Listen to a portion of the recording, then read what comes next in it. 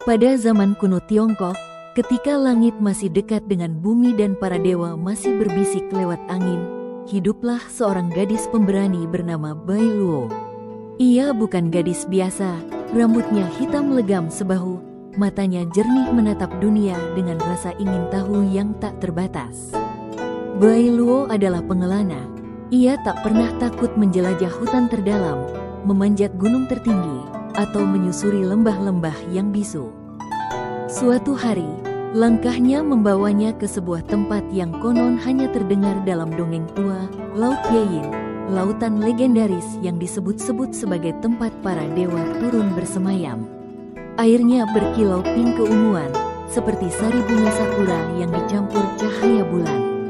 Begitu indah, namun sunyi, terlalu sunyi. Bai Luo berdiri di tepi karang, menatap horizon yang menyala lembut. Namun tiba-tiba, suara gemuruh kecil terdengar dari permukaan air. Seekor makhluk mungil melayang naik dari lautan. Sisiknya berkilau ungu muda, matanya bening seperti bayi rusa. Seekor naga kecil. Naga itu mengibas pelan, dan dengan suara yang nyaris seperti bisikan angin, ia mendekati Bai Luo. Namun sebelum sempat disentuh, ombak besar mengamuk, dan dari dasar laut muncul sosok mengerikan.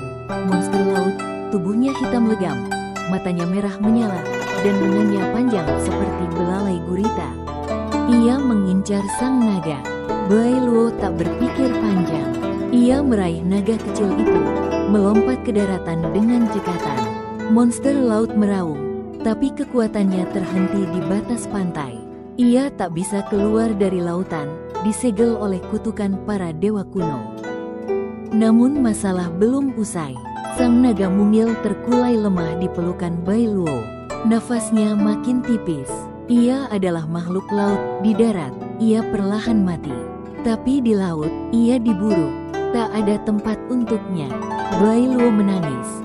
Air matanya jatuh membasahi sisik sang naga. Tiba-tiba, cahaya ungu membungkus tubuh mungil itu. Naga kecil mengeluarkan suara lirih, lalu menghilang.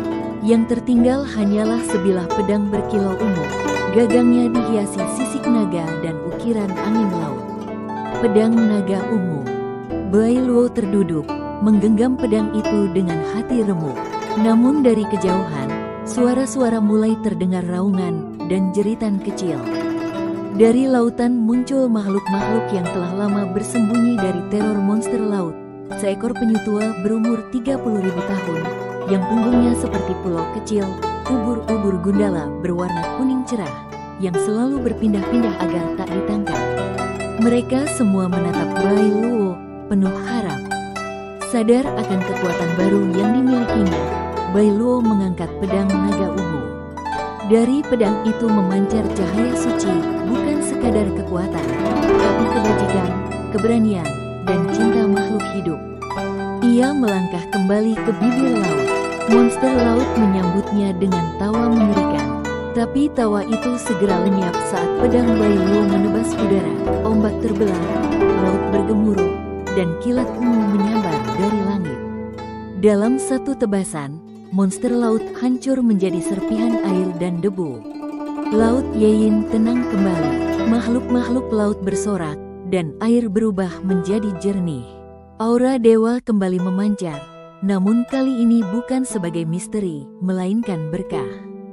Bai Luo menyimpan pedang naga ungu di sebuah gua kristal di dasar karang, sebagai lambang perlindungan abadi. Ia kembali ke daratan, bukan sebagai pengelana biasa, tapi sebagai penjaga Laut Yeyin. Dan sejak hari itu, jika kau mendengar angin laut bernyanyi dan melihat kilau ungu di atas ombak, mungkin itu adalah jiwa naga kecil yang masih setia menjaga lautan bersama Bai Luo.